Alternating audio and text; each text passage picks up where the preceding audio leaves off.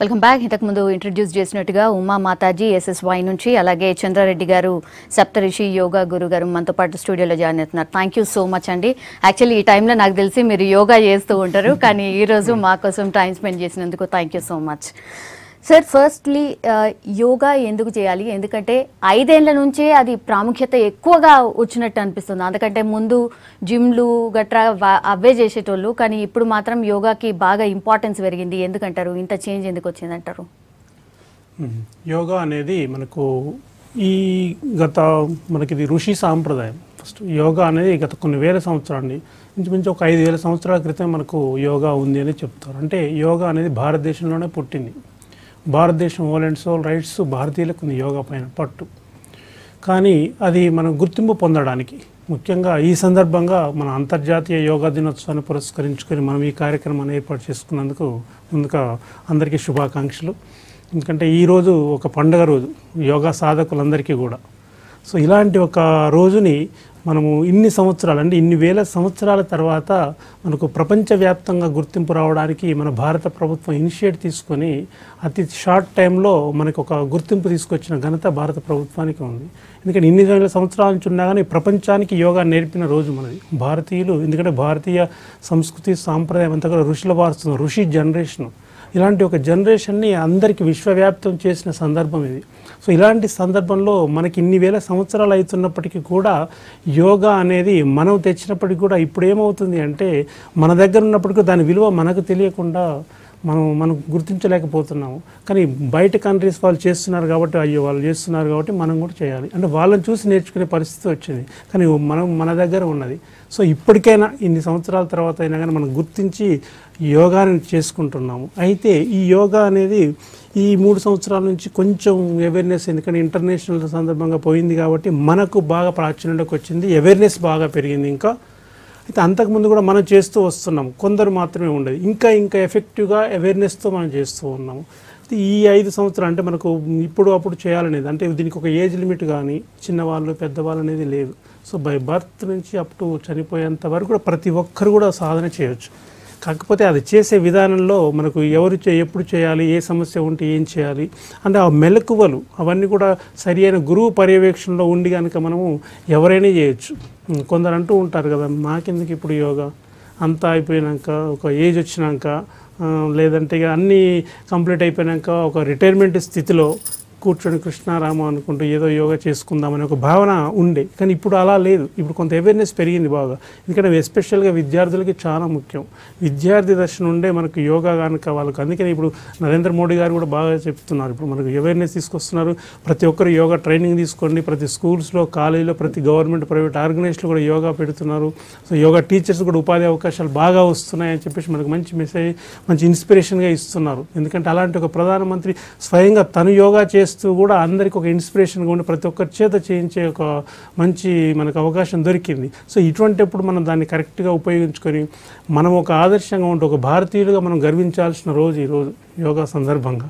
So ఇలాంటి దాన్ని ప్రపంచానికి మనం తెలియజెప్పాల్సింది పోయి కొన్ని ఇబ్బందులు ఎట్లా అంటే, దీనికి ఒక ప్రాసెస్ అంటే ఇప్పుడు గవర్నమెంట్ చెప్పింది, ఎందుకంటే ఎవరు పడితే వాళ్ళు యోగా ట్రైనింగ్ ఇవ్వడం లేదా యోగా చేయడము ఎలా అంటే అలా కాకుండా దీనికి ఒక సిస్టమ్ని కనుక ఏర్పాటు చేయగలిగితే ఒక పద్ధతి ప్రకారంగా ముందుకు వెళ్ళే అవకాశం ఉంటుంది.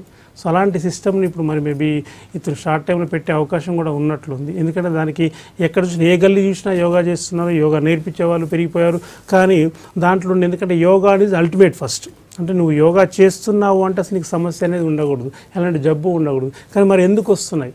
ఎందుకంటే మనకు యోగా సెంటర్స్ విపరీతంగా పెరిగిపోయిన సందర్భంలో కూడా నువ్వు యోగా సాధన చేస్తూ కూడా కొంచెం 50% డిసీజ్, కొన్ని ప్రాబ్లమ్స్ అలాగే ఉన్నాయి. నీ యోగా చేస్తూ కూడా ఇంకా నాకు ఈ ప్రాబ్లం ఉంది, అదంటే యోగా అనేది అల్టిమేట్. యోగా చేస్తే నీకు సమస్య ఉండదు. కానీ మరి ఎక్కడ ఉంది సమస్య? చేసే విధానంలో కానీ, చెప్పే విధానంలో కానీ, ఆచరించే విధానంలో కానీ ఎక్కడొక్కడ లోపం ఉంది. ఆ లోపాన్ని సరిచేయడానికి ఒక సరైన గురువు కావాలి. అలాంటి ఒక గురువు పర్యవేక్షణ ఉండి కనుక ఇలాంటి యోగ విద్యను నేర్చుకుంటే, యోగా అనేది మామూలుగా ఏదో శరీరానికి సంబంధించిన ఇంకోటి కాదండి. ఇది ఒక జీవన విధానం.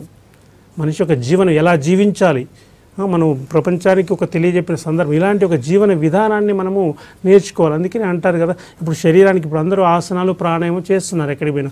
ఆసనాలు ప్రాణాయామం అనేది బాహ్యపరంగా కనిపించేది, కానీ అసలు ముఖ్యమైన సాధన అనేది మానసిక సాధన కావాలి, మనసుకు శిక్షణ కావాలి. అందుకనే అంటారుగా, మానసికంగా మార్పు రానప్పుడు శారీరకంగా రాదు. సో నీకు మనసు మన కంట్రోల్లో ఉంచుకోగలిగినప్పుడు నువ్వు ఎలాంటి ఆసనమైనా ఈజీగా చేయగలుగుతావు. సో అది పెద్ద సమస్య కాదు ముందుగా. అందుకని ఎందుకంటే కొంత అవేర్నెస్ ఇప్పుడు జనాలకు చూడగానే ఏంటంటే ఆసనాలు బాడీ కొంచెం అటు ఇటు తిప్పి కొంచెం చేస్తే కొంచెం అట్రాక్ట్ చేసుకోవడానికి, జనాల్ని ఇన్స్పైర్ చేయడానికి, అవేర్నెస్ తీసుకురావడానికి ఉపయోగపడుతుంది. కానీ ఈ బేస్ చేసుకొని వాళ్ళకు అసలైన సాధన ఇవ్వాల్సిన బాధ్యత యోగా టీచర్స్ కానీ గురువులకు కానీ ఉంది. ఓకే అండి. ఉమా గారు, మీరు యోగా టీచర్గా మీరు పొద్దున మీ లైఫ్ స్టైల్ ఎట్లా స్టార్ట్ అవుతుంది? మీ దగ్గరికి చాలామంది స్టూడెంట్స్ కూడా వస్తూ ఉంటారు కదా. బేసిక్ యోగా అనేది ఎట్లుంటుంది, ఎన్ని నిమిషాలు చేయాలి, అట్లా ఏమైనా టర్మ్స్ అండ్ కండిషన్స్ అట్లా ఉండే ఉంటాయి కదా? వీటికి కూడా కొన్ని నియమాలు నిబంధనలు అన్నిటికీ లోబడే మనం యోగా చేయాలి. యోగం అనే పదం అర్థం చేసుకోవడానికి మొదట వియోగం అనే పదం మనం వాడుకలో ఉంది. వియోగం అంటే ఎడబాటు అంటే మన స్థితి నుంచి మనము దూరంగా ఉంటున్నాం. సహజంగా మనతో పాటు మనం ఉండకుండా మనం ఏదో వ్యావహారికంగా ప్రాపంచిక విషయాల్లో అలా కొట్టుమిట్టాడుతున్నాం. యోగం అంటే నీకు నువ్వు దగ్గరగా అవ్వడం, చేరిక అవ్వడం. యోగంలో ఉండడం అంటే ఒక ఉన్నతమైన స్థితి. దానికి చేరుకోవాలంటే నువ్వు సాధనలో ఉండాలి. దీనికి బేస్ ఏంటంటే అన్నింటికి మన సృష్టి కూడా ఉద్భవించడానికి కూడా వ్యాక్యూమ్ స్టేట్ నుంచే ఉద్భవించింది అని మన అందరికీ తెలుసు వైజ్ఞానికంగా కూడా. అయితే ఇక్కడ మౌనం అనేది సైలెన్స్ నుంచే ఒక యోగం అనేది మొదలవుతుంది. అలాగా మనతో పాటు మనం ఉండడానికి ప్రాపంచిక విషయాలన్నింటినీ కొద్దిసేపు మన వ్యవహారాలు అంటే మనం ఏదైతే రోల్స్ ప్లే చేస్తున్నామో ఆ రోల్స్ మన సాహిత్యాలు అంటారు, వాటన్నిటిని కాస్త పక్కన పెట్టి 15 నిమిషాలు మనతో పాటు మనం ఉండడం ముఖ్యం. అది ఎంతో ప్రశాంతత, రిలాక్సేషన్, బాడీ పరంగా మైండ్ పరంగా చాలా ఉన్నతంగా తీసుకెళ్తుంది మనని. అలా ఉన్నప్పుడు ఏంటంటే మనం రీఛార్జ్ అవుతాం. ప్రతిరోజు నిద్రలో మనం శక్తిని పుంజుకుంటున్నాం. ఈరోజు ఎంత అలసిపోయి ఎంత పని చేసినా మర్నాటికి హాయిగా ఉంటున్నాం. అయితే ఈ సైలెన్స్లో 15 నిమిషాలు సైలెన్స్లో ఉండగలగడం అనేది, యోగంలో ఉండగలగడం అనేది అంతకంటే 2.5 రెట్లు ఎక్కువగా విశ్రాంతిని ఇస్తుంది. విశ్రాంతిని ఇచ్చినప్పుడు ఆటోమేటిక్గా మనం శక్తిని పుంజుకుంటున్నాం. అయితే మామూలు మన అలజడులు, ఒత్తిళ్ళు కొంతవరకు మాత్రమే మనం నిద్రలో తగ్గించుకోగలం. కానీ పూర్తిగా మన లోపల పారుకుపోయిన అంటే మనం జీవితంలో ఎంతో ఇప్పుడు అందరి యోగా ఎందుకు అవసరం అవుతుందంటే టెన్షను, స్ట్రెయిన్ ఇలాంటి వాటి కోసం యోగాను ఆశ్రయిస్తున్నారు. అయితే అలాంటి టెన్షన్స్, స్ట్రెస్లు అవన్నీ ఏంటంటే మన శరీరంలో కెమికల్స్ రూపకంగా స్టోర్ అయిపోతాయి. అవన్నిటిని బయటికి తెచ్చుకోవడం నిద్రతో కుదరటం లేదు. ఎందుకంటే మనం లైఫ్ స్టైల్లో చాలా మార్పు వచ్చేసి సూర్యుడితో పాటు మనం లేవడం కానీ విశ్రాంతి తీసుకోవడం కానీ అలా కాకుండా మనం ఇవన్నీ రాత్రి పగలు తేడా లేకుండా పనులు చేస్తున్నాం. అయితే విశ్రాంతి పెరిగిందా తగ్గిందా మనం ఇన్ని కనుక్కొని ఇంత సుఖమయ జీవితం కావాలనుకున్నప్పుడు మనం విశ్రాంతి పైన దెబ్బ పడుతుంది. ఇది ఆ విశ్రాంతి అనేది కనుక మొదలు పెడితే అక్కడి నుంచి స్టార్ట్ అవుతుంది. అలాగే ఇది యోగం అంటే ఒక వయసు వాళ్ళకి కాదు, ఊమ్ టు టూమ్ అంటారు. అంటే మనం గర్భస్థంగా ఉన్న శిశువుకు కూడా యోగం ఇవ్వచ్చు. అలాగే మనం వయసుతో నిమిత్తం లేకుండా చివరి నిమిషం వరకు యోగా చేసుకోవచ్చు. ఇలా చేసుకోవడం వల్ల ఆరోగ్యంగా, ఆనందంగా, ప్రశాంతమైన జీవితం నడిపిస్తుంది. ఆ స్థితి నుంచి మనం ఏదైనా కొత్తది క్రియేట్ చేయొచ్చు. చాలా ఎనర్జెటిక్గా మన పనులు మనం చేసుకోవచ్చు. లేడీస్కి సపరేట్గా ఏమన్నా యోగా ఆసనాలు ఉంటాయా? జెంట్స్కి సపరేట్గా యోగా ఆసనాలు ఉంటాయా? అట్లా డిఫరెన్సియేషన్ కూడా ఏమన్నా ఉంటుందా? ఉంటుంది. అంటే ఇక్కడ మనకు మెయిన్గా లేడీస్కి ఎస్పెషల్గా కొన్ని ప్రాబ్లమ్స్ అంటే మెన్స్ట్రల్లో ఉన్నప్పుడు లేకపోతే రకరకాల సమస్యలు కొన్ని వస్తూ ఉంటాయి, స్పెషల్గా జెంట్స్తో పోల్చుకుంటే. అలాంటి సందర్భాల్లో కూడా యోగా చేయొచ్చు. అంటే ఆ టైంలో మనం ఏ ఆసనాలు చేయాలి, ఏ ప్రాణాయామం చేయాలి, ఎలా సాధన చేయాలనేది గురువు పర్యవేక్షణలో చేయాల్సిందే తప్ప మనం ఇండిపెండెంట్గా చేయడానికి లేదు. ఇంకా పర్టికులర్ టైంలో లేదా లేడీస్కి ఇప్పుడు మేడం మాతాజీ గారు చెప్పారు, అంటే ప్రెగ్నెన్సీలో ఉన్నప్పుడు కూడా స్పెషల్ ఆసనాస్ ఉంటాయి వాళ్ళకి. కొన్ని స్పెషల్గా డిజైన్ చేయబడి ఉన్నాయి వాళ్ళకి ఆసనాలు. అంటే ఈజీ డెలివరీ, అంటే సుఖప్రసవం కావడానికి ఏం చేయొచ్చు, లేదా ప్రెగ్నెన్సీగా ఉన్నప్పుడే మనకు పుట్టబోయే బిడ్డకి ఒక మనసు, అంటే ఎందుకంటే తల్లి ఆలోచన విధానం ఎలా ఉంటుందో పుట్టబోయే బిడ్డ కూడా అలాగే ఉంటుంది. అంటే ప్రతి మనోభావం ప్రత్యక్షంగా బిడ్డ పైన పడుతుంది. సో అలాంటి టైంలో తన ఆలోచన విధానం ఎలా ఉండాలి, ఆహార నియమాలు ఎలా ఉండాలి, ఎలాంటి ప్రాణాయామం చేసుకోవాలి, ఇవన్నీ కూడా మనకు ఆ టైం నుంచే చేసుకోవచ్చు, స్పెషల్గా లేడీస్కి అయితే. సో ప్రెగ్నెన్సీ టైంలో కూడా, అంటే ప్రెగ్నెన్సీ స్టార్ట్ అయిన దగ్గర నుండి డెలివరీ వరకు కూడా ఒక 3 months వరకు కొన్ని, అప్ టు 6 months వరకు కొన్ని, అప్ టు డెలివరీ వరకు కొన్ని ఆసనాలు అని చెప్పేసి మనం చేసుకుంటూ ఉంటే వితౌట్ మెడిసిన్, అంటే ఎలాంటి డాక్టర్ అవసరం లేకుండా కూడా సుఖప్రసవం కావచ్చు. అందుకని వెనకటి రోజులు ఒకప్పుడు లేవు కదా అన్ని హాస్పిటల్స్, ఇవన్నీ లేవు, ప్రతిదీ న్యాచురల్ డెలివరీ. కానీ ఇవాళ రేపైంది ప్రతిదీ కూడా మనకు భయం, కొంచెం సిజేరియన్ అని, ఇంకా రకరకాల మెడిసిన్ హాస్పిటల్స్ అని, మెడిసిన్స్ అని రకరకాలుగా వాడుతారు. ఇవన్నీ కూడా అవసరం లేదు వాస్తవానికి అయితే. ఇప్పుడు మనం సహజ సిద్ధంగా ఉన్నప్పుడు, అది ప్రకృతి అనుసారంగా మనం జీవించగలం. ఇప్పుడు అన్నీ కూడా మనకు సిస్టమ్, లైఫ్ స్టైలే మారిపోయింది కాబట్టి ఇప్పుడు అది కూడా కొన్ని చేంజ్ చేసుకోవాల్సిన అవసరం వస్తూ ఉంటుంది. అందుకే ఇప్పుడు ఈ లేడీస్ కూడా చాలామంది ఆల్మోస్ట్ యోగా ఫీల్డ్లోకి జెంట్స్ ఎంత వస్తున్నారో అంతే ఈక్వల్గా మహిళలు కూడా యోగాలోకి వస్తున్నారు. అంటే యోగా టీచర్స్గా రావడం కానీ, యోగా గురువులుగా కానీ చాలా వచ్చింది. అంటే అవేర్నెస్ ఎంత పెరిగిందో మనకు అర్థమవుతుంది ఇప్పుడు. అంటే ఇంత అద్భుతం, అంటే ఒక ఫ్యామిలీ లైఫ్లో ఉంటూ కూడా యోగా, ఎందుకంటే ఒక ఇంట్లో ఒక పురుషుడు యోగా చేసిన దానికంటే కూడా ఒక మహిళ యోగ సాధనలో ఉంది అంటే ఫ్యామిలీ మొత్తాన్ని కూడా తనకు అనుగుణంగా తీర్చిదిద్దుకోవచ్చు. అంటే ఎక్కువ బెనిఫిట్ అనేది ఎక్కువగా ఉంటుంది. ఎందుకంటే ఇంట్లో ఆహార నియమాల్లో కావచ్చు, లేసే విధానంలో కావచ్చు, చెప్పే విధానం, ఒక అండర్స్టాండింగ్, ఒక మ్యూచువల్ అండర్స్టాండింగ్ అనేది ఉంటుంది. అప్పుడు కుటుంబ కలహాలు కానీ, రకరకాల సమస్యలు, పిల్లల్ని పెంచుకునే విధానం కానీ, అంటే మొత్తం కూడా బాధ్యత మొత్తం తనకే ఉంటుంది. కాబట్టి అప్పుడు తనకు కావలసిన విధంగా తీర్చిదిద్దుకునే అవకాశం ఉంటుంది. అప్పుడు ఒక ఫ్యామిలీ బాగుపడ్డది అంటే మనం చిన్న స్టెప్ బై స్టెప్ మొత్తం దేశమే బాగుపడుతుంది కదా. సో అలాంటి సందర్భంలో యోగా అనేది మనకు చాలా ఇంపార్టెంట్.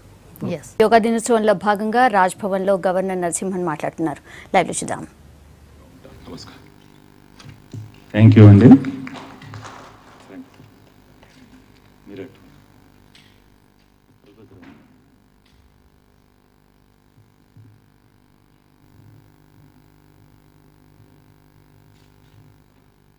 అందరికీ నమస్కారం అండి.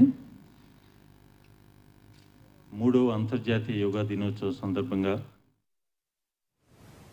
ఉమ్మగారు, బేసిక్గా లేడీస్ ఎట్లాంటి ఎక్సర్సైజెస్ చేయాలి? ఎందుకంటే డిఫరెంట్ ఏజెస్లో డిఫరెంట్ స్టేజెస్ దాటుతూ వెళ్తూ ఉంటారు కాబట్టి ఏ స్టేజెస్లో ఎట్లాంటి ఎక్సర్సైజ్ చేస్తూ ఉండాలి? మొదటగా ఆడవాళ్ళు కింద కూర్చొని చేసే పనులు చేయడం చాలా ముఖ్యం. సుఖాసనంలో కూర్చోవడం చాలా ముఖ్యం. ఎందుకంటే మన గర్భస్థ శిశువుని మనం చాలా జాగ్రత్తగా కాపాడుకోవాలా. సుఖప్రసవం జరగాలంటే కింద కూర్చొని లేసినప్పుడు మనకి కింద కాళ్ళు కానివ్వండి, గర్భాశయం కానీ అవన్నీ కదలిక ఉండేసి ఈజీ ప్రసవానికి అవకాశం ఉంటుంది. అందుకని కొన్ని ఆసనాలు ఉంటాయి ఆడవాళ్ళు చేసేది, చాలా సింపుల్ అండి, చాలా చిన్నవి. మనం బటర్ఫ్లై ఆసనం అంటాము, పక్షాసనం అంటాం. దాన్నే కాళ్ళు కదిలిస్తూ ఉంటే మన ఈ జాయింట్స్ అనేది లూజ్గా ఉండి సుఖప్రసవానికి అవకాశం ఉంటుంది. కింద కూర్చొని లేసినప్పుడు ఎన్నోసార్లు మనం పైకి లేవడం, కింద కూర్చోవడం అలా జరగడం వల్ల మన జాయింట్స్ అన్నీ ఫ్రీగా ఉండి చాలా ఇదిగా ఉంటుంది. ఈ రోజుల్లో ఏంటంటే కింద కూర్చొని భోజనం చేసే అలవాటు లేదు. బంధువులతో అందరితో హాయిగా కింద కూర్చొని మాట్లాడుకునే అవకాశం లేదు. అలాగే కింద కూర్చొని వంట చేసుకునే అవకాశం లేదు. ఇవన్నీ దైనందిన చర్యలో అవన్నీ కావలసిన సాధన అనేది జరిగేది. ఒక బరువులు ఎత్తినప్పుడు మనం గాలిని బిగపట్టేస్తాం, దాన్ని కుంభకం అంటాం యోగాలో. కానీ అది తెలియకుండా జరిగిపోయేది. అలాగే ఒక వస్తువుని కిందికి దింపినప్పుడు పూర్తిగా దీర్ఘశ్వాస వదిలేవాళ్ళం. ఆ దీర్ఘశ్వాస వదలడం వల్ల పూర్తిగా మన ఊపిరితిత్తుల్లో ఉన్న శ్వాస మొత్తం బయటికి వెళ్ళి ఫ్రెష్ ఎయిర్ని తీసుకునేదాన్ని. దాంట్లో ఆక్సిజన్ ఎక్కువగా అందేదన్నమాట. అలా అందడం వల్ల బాడీ ఎనర్జెటిక్గా లైట్గా ఫీల్ అవుతాము. అలాగా మామూలుగా మనం ఎన్నో పనులు చేస్తూ ఉంటాం. మధ్య మధ్యలో కొద్దిగా విశ్రాంతి అవసరము, బాడీ స్ట్రెచ్చింగ్ అవసరం. ఒకే పనిలో గంటలు కాకుండా మనం గంటకు ఒకసారి 2 గంటలకు ఒకసారి మన పోస్చర్ మార్చుకుంటూ మనం లేసి బాడీ స్ట్రెచ్ చేసుకోవడం, ఇటు అటు కదలడము, ఆ విధంగా ఉన్నప్పుడు మళ్ళీ ఎనర్జెటిక్గా పనిచేయగలం మనం. లేడీస్కి సంబంధించి పొద్దున టైం దొరకదు మేడం, ఎందుకంటే ఇంట్లో వాళ్ళందరినీ పంపించాలి కాబట్టి ఆ బిజీలోనే ఉంటారు. సో పర్టికులర్గా యోగా అనగానే పొద్దున్నే చేయాలి అట్లా ఏమన్నా ఉందా, లేదంటే ఎప్పుడు టైం దొరికితే అప్పుడు చేయొచ్చా? ఎప్పుడు సమయం దొరికినా చేయొచ్చండి. మన వాళ్ళందరినీ హాయిగా అన్నీ చేసి పంపించి, కాకపోతే తక్కువ అల్పాహారం తీసుకొని ఆ తర్వాత కొద్దిగా పొట్టలో ఎక్కువగా ఆహారం ఉండకుండా ఖాళీగా ఉండేలాగా ఒక 3 గంటల గ్యాప్ చూసుకొని మనం చేసుకోవచ్చు. సమయం అంటూ ఏం లేదు, మనం తీసుకోవాలి. సమయం అంటూ ఉండదు, అందరికీ సమయం ఇస్తున్నావు, నువ్వు ఫ్యామిలీ మొత్తానికి సమయం ఇస్తున్నావు, నీ కోసం కూడా సమయం తీసుకోవాలి. దానికి సమయం అంటూ ఏమి ఉండదు. కాకపోతే యోగాసనాలు చేసే ముందు కొద్దిగా దానికి అనుకూల పరిస్థితులు ఉండాలి. అలాగే ధ్యానం చేసుకోవాలన్నా కూడా అనుకూల పరిస్థితులు ఉండాలి. మరి విపరీతమైన ఆకలి ఉండకూడదు, విపరీతమైన అలసట ఉండకూడదు. దానికి ముందుగానే మనము మెడిటేషన్ చేసుకోవడము అవన్నీ చాలా తప్పనిసరి. మనం ఇన్ని గంటల సమయం కుటుంబానికి కానీ సమాజానికి కానీ ఇస్తున్నాం, మన కోసం మనము ఒక 15 నిమిషాలు మౌనంగా ఉండడం, ధ్యానం చేసుకోవడము, అలాగే చిన్న చిన్న స్ట్రెచ్చింగ్స్తో ఆరోగ్యంగా ఉండొచ్చు. అట్లనే చంద్రారెడ్డి గారు, మీరు ఇంతకు ముందు అన్నట్టు చాలామంది యోగా మేము నేర్పిస్తామనేసి యోగా గురువులు చాలామంది వచ్చేసారు. అయినా యోగా చేసినా కూడా మాకు ఇంకా తగ్గట్లేదు, ఇవి ఎందుకు ఉంటున్నాయి అనేసి మీరే అన్నారు. సో యోగా గురువును గుర్తుపట్టడం ఎలా, నాకు అన్నీ వచ్చు అనేసి ఎలా తెలుసుకోవడం? చాలా చాలా ముఖ్యమైన క్వశ్చన్ అమ్మ ఇది. కానీ ఇవాళ రేపు కొందరు చూడగానే తెలిసిపోతుంది అసలు యోగా సాధనలో ఉండే వ్యక్తి ఎలా ఉంటాడు, అసలు యోగా టీచ్ చేసే వ్యక్తి ఎలా ఉంటారు. ఇప్పుడు ఇంతకుముందు చెప్పాం కదా, నరేంద్ర మోడీ గారు ప్రత్యక్షంగా తను సాధన చేస్తూ అందరికీ ప్రజలకి ఒక సంకేతాన్ని ఇస్తూ ఉన్నారు. అంటే చెప్పే వ్యక్తికి ముందు అర్హత ఉండాలి, అంటే తను చేస్తూ తను ఇతరులకు చెప్పగలగాలి.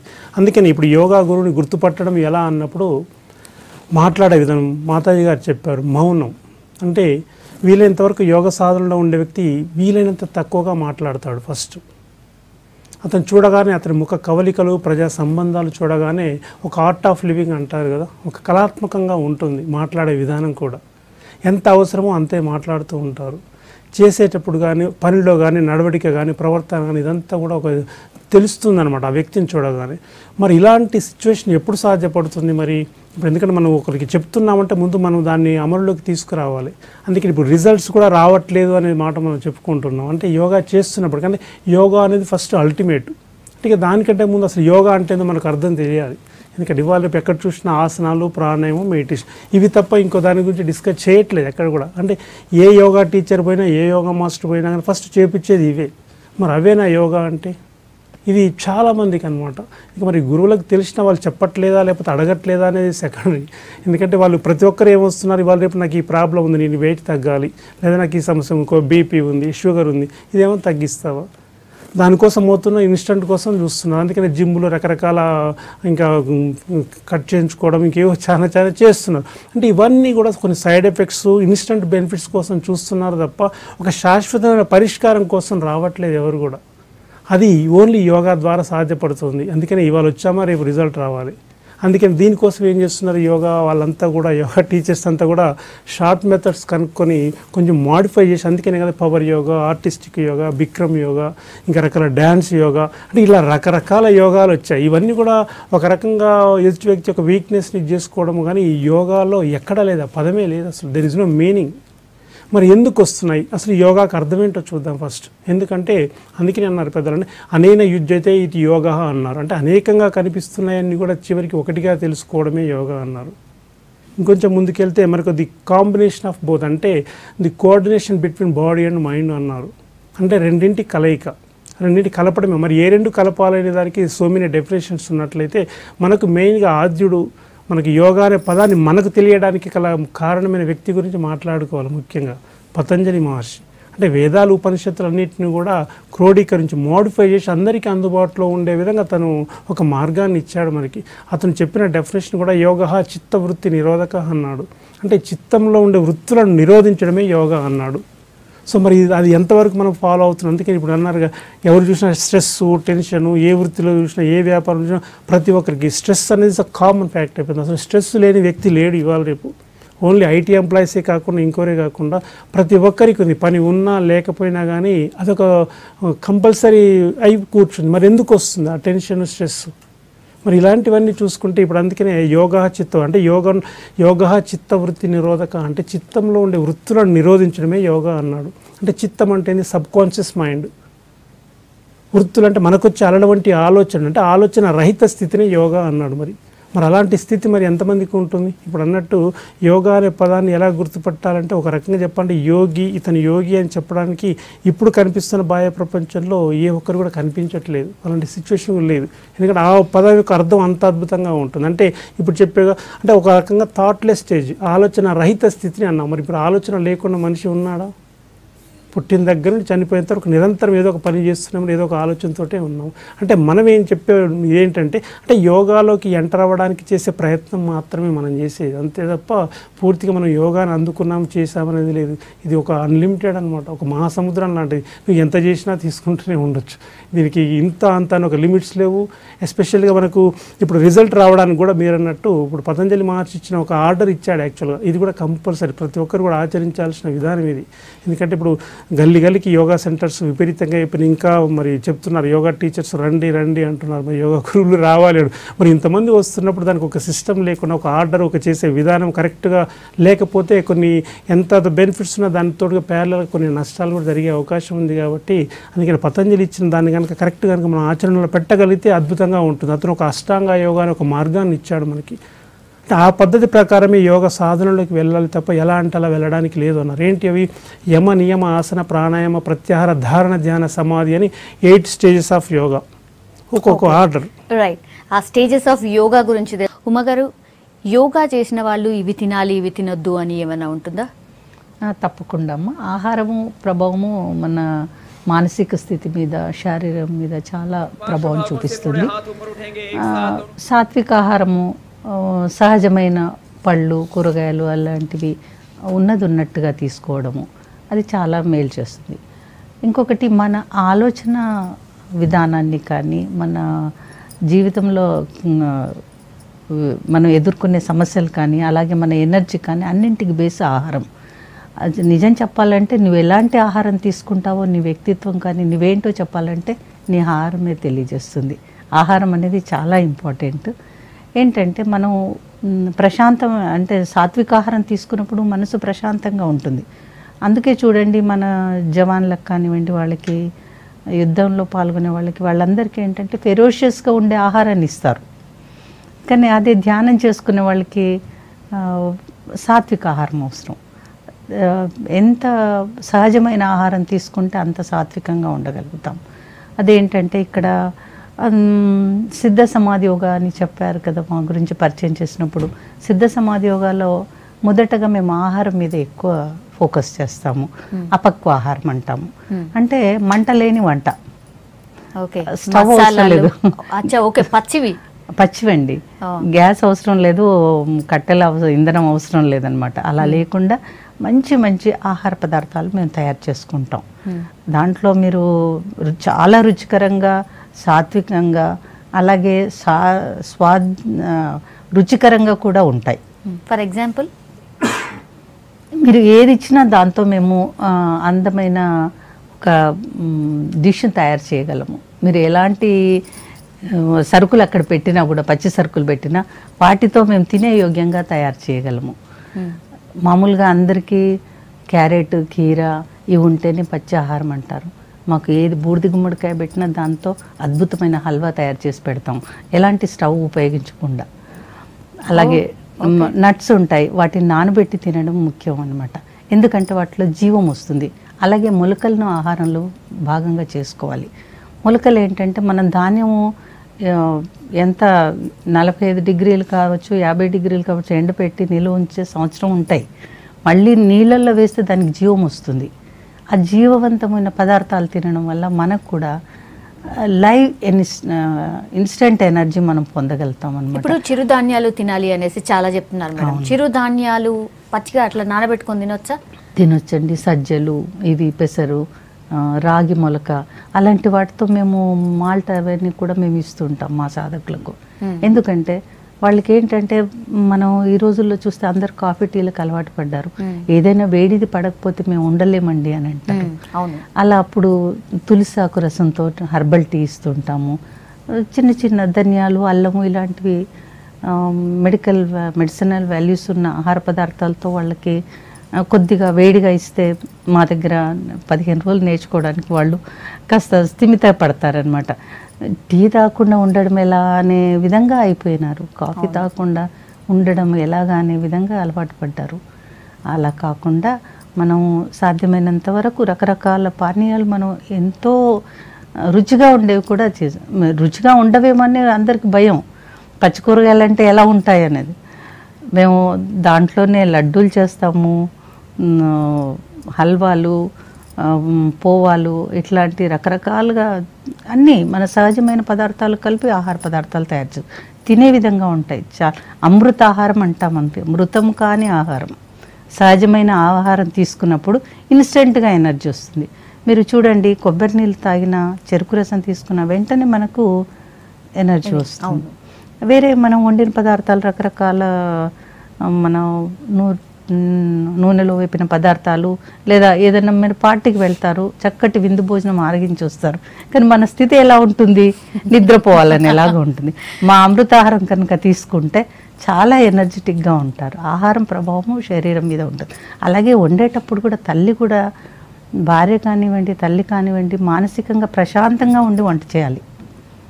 మన మానసిక స్థితి కూడా దానిపైన ప్రభావం చేస్తుంది. మనం చికాకులో ఏదో హడావిడిగా చేసినప్పుడు చేసాంలే, ఏదో వండామంటే వండాంలే, తిన్నామంటే తిన్నాంలే, అలా ఉన్నప్పుడు ఏమవుతుందంటే ఆ స్థితి తిన్న వారిపైన కూడా ప్రభావం చూపిస్తుంది.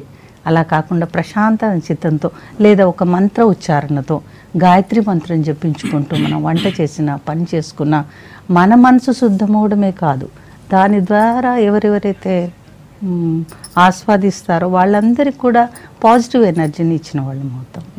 చంద్రారెడ్డి గారు, చాలా యోగాలో చాలా స్టేజెస్, డిఫరెంట్ స్టేజెస్ ఉన్నాయని చెప్పారు. ఆ స్టేజెస్ ఏంటి, ఎలా ఉంటుంది ఏంటి?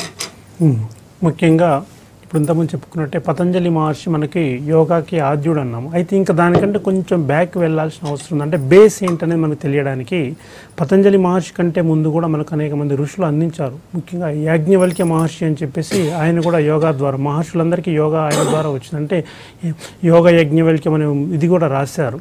ఇంకా దానికంటే ఇంకా బేస్ అని చూసుకుంటే మనకి పరమశివుడు ఆద్యుడు, యోగాకి ఆది యోగి అంటారు.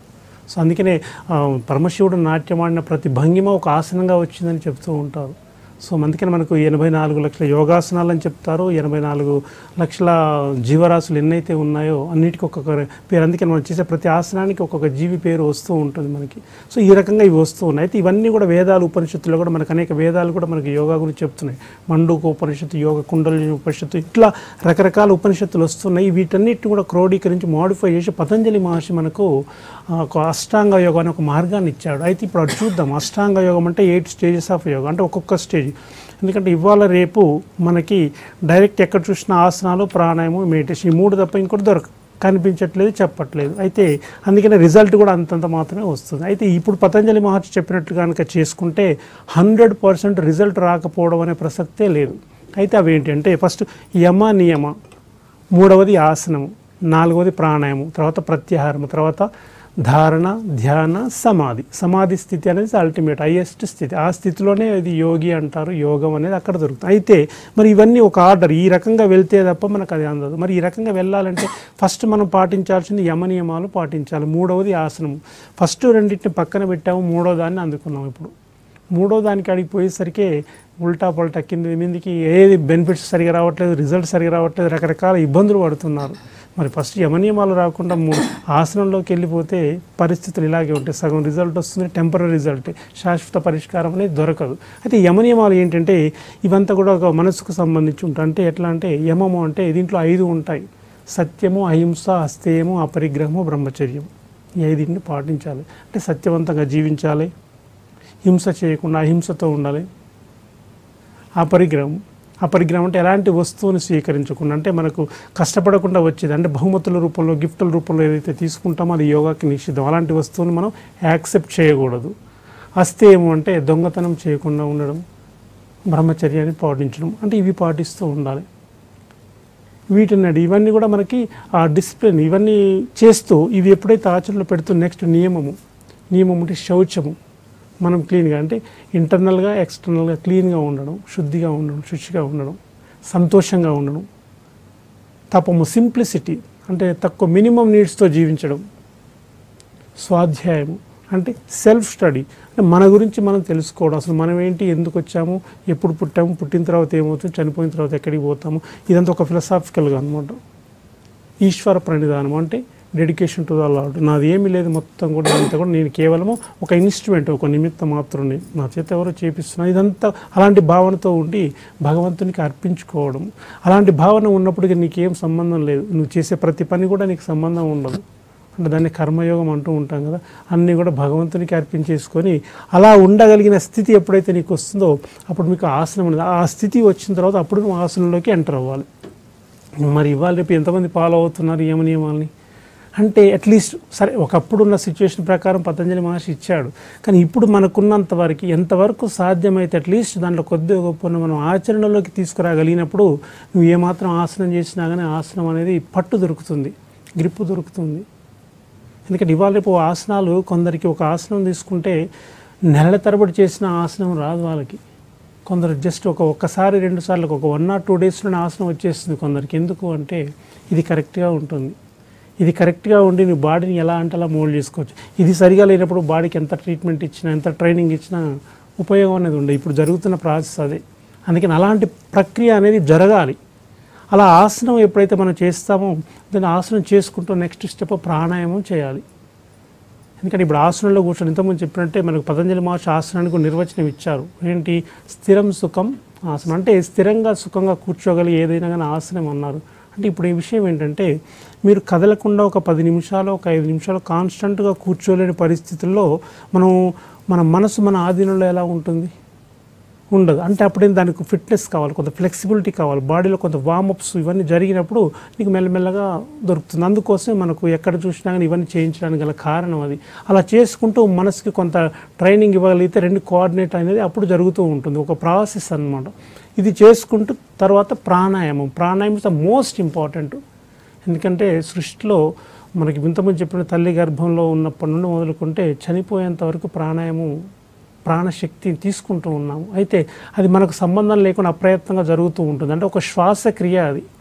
తల్లి గర్భంలో ఉన్నప్పుడు తల్లి ద్వారా అన్ని ట్రాన్సాక్షన్ జరుగుతూ ఉంటాయి. అంటే స్వతంత్రంగా తీసుకోలేము. తల్లి గర్భం నుండి బయటకు వచ్చిన తర్వాత మనకు ఇండిపెండెంట్గా తీసుకుంటాం. అక్కడ మొదలుపెట్టింది జీవితాంతం కొనసాగిస్తాం కదా. అలాంటి శ్వాసక్రియ మనం ఏంటంటే ప్రాణశక్తిని మనకు శ్వాస రూపంలో మనం లోపలికి తీసుకుంటాం. అలాంటివి తీసుకొని ప్యూరిఫికేషన్ అనమాట. మొత్తం కూడా ఈచ్ అండ్ ఎవ్రీ సెల్స్ అనేది ఎప్పుడైతే ప్రాణశక్తితో నింపబడుతుందో నీకు సమస్య అనేది ఉండదు. అంటే ప్రాణశక్తి ఇప్పుడు జబ్బు అనేది మనకి ఎందుకు వస్తుంది? జబ్బు అంటూ ఉంటాం కదా. అంటే ప్రాణశక్తి మోతాదులో సంభవించే మార్పు మాత్రమే. ప్రాణశక్తి ఎక్కువైన జబ్బే అంటున్నాం, తక్కువైన జబ్బే అంటున్నాం. ఎప్పుడైతే ప్రాణాయామం చేస్తామో బ్యాలెన్స్ చేస్తుంది అనమాట. సో అది ప్రాణాయామం యొక్క సిస్టమ్ అది.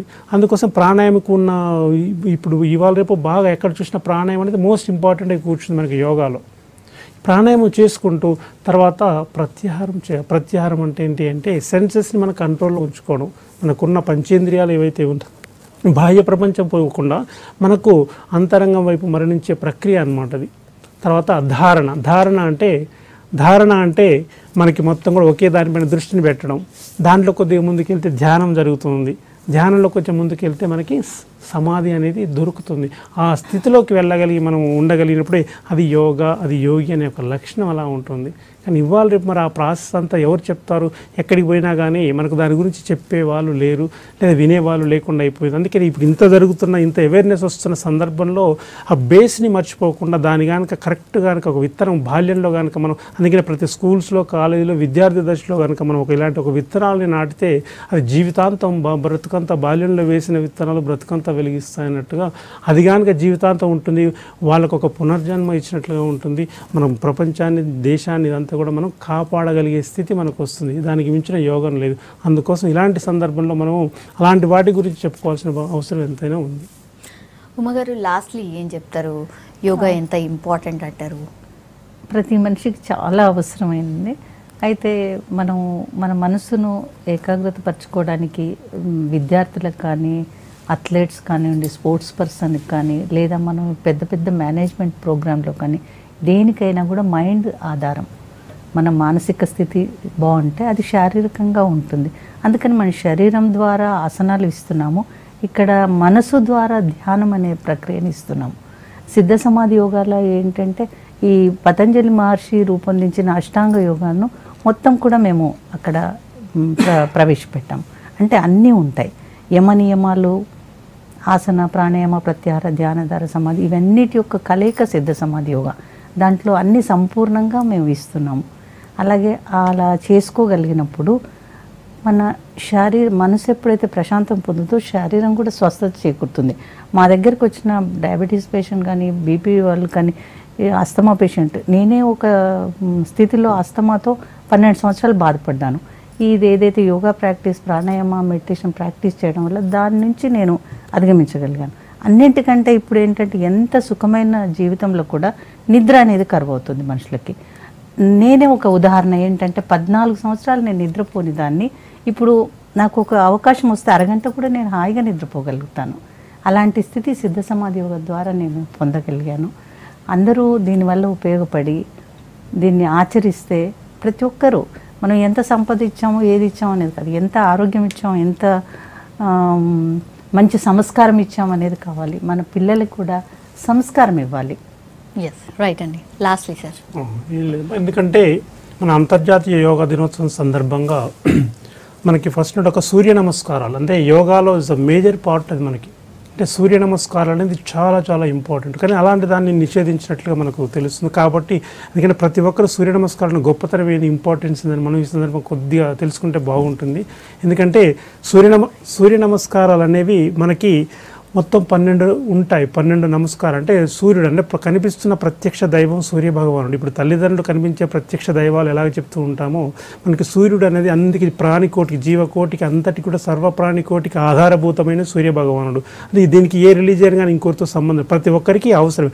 అలాంటి భగవంతుని, అలాంటి కనిపించే ప్రత్యక్ష దైవాన్ని మనస్ఫూర్తిగా ప్రతిరోజు ఒక మర్యాదపూర్వకంగా మనం నమస్కారం చేయలేనప్పుడు మనం ఇవన్నీ చేసుకోవడంలో కూడా అర్థం లేదు. ఎందుకంటే ఒక్కొక్క పోచర్ 12 మంత్రాల తోటి తనకి నమస్కారం చేస్తూ ఒక్కొక్క పోచర్ చేస్తున్నప్పుడు ఒక్కొక్క గ్లాండ్ యాక్టివేట్ అవుతుంది మన బాడీలో. ఫిజికల్గా మనకు హెల్త్ పరంగా బెనిఫిట్స్ వస్తుంది ఆ నమస్కారం ఉచ్చారణ చేస్తూ. దాన్ని కూడా ఆ రకంగానే డిజైన్ చేయబడింది. ఒక బీజాక్షరంతో ఉచ్చారణ చేసినప్పుడు ఒక్కొక్క సమస్య అనేది మనకు పోతుంది. అట్లా 12 నమస్కారాలతోటి 12 రకాల పార్ట్స్లో మన బాడీలో 12 గ్లాండ్స్ యాక్టివేట్ అవుతూ పూర్తి ఆరోగ్యాన్ని పొందే అవకాశం మన సూర్య నమస్కారాల ద్వారా ఉంటుంది. కాబట్టి దీన్ని దేనితో సంబంధం లేకుండా ప్రతి ఒక్కరు సూర్య నమస్కారాలని కనుక ఆచరిస్తే చాలు, హ్యాపీగా, ఆరోగ్యంగా, ఆనందంగా ఉండొచ్చు, పరిపూర్ణ ఆయుష్తో ఉండొచ్చు. థ్యాంక్ యూ సో మచ్ అండి చంద్రారెడ్డి గారు, అలాగే ఉమా గారు. Thank you so much. So once again ప్రపంచ యోగా దినోత్సవ శుభాకాంక్షలు అందరికీ. Thank you for watching.